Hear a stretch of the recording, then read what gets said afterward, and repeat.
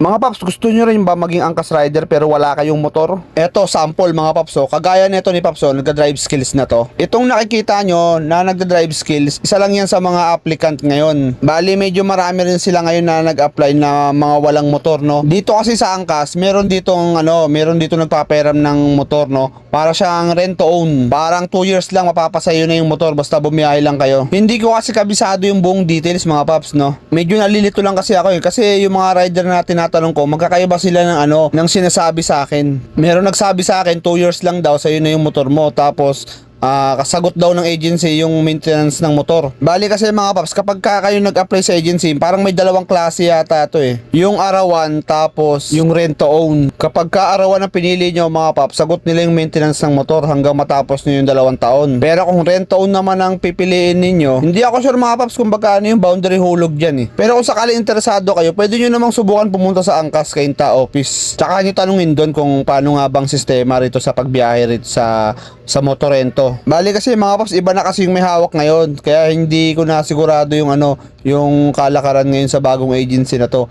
yung motorento. Pero kung wala kayong motor at gusto nyo maging angkas rider, pwede nyo subukan mga paps. Ayan gagamitin nyo yung motor na ganyan Kompletuhin nyo lang mga paps yung mga basic requirements. Tapos magpunta na kayo sa Angkas Cainta office. Malapit lang yan sa may junction. Katabi lang ng logistics sa may junction.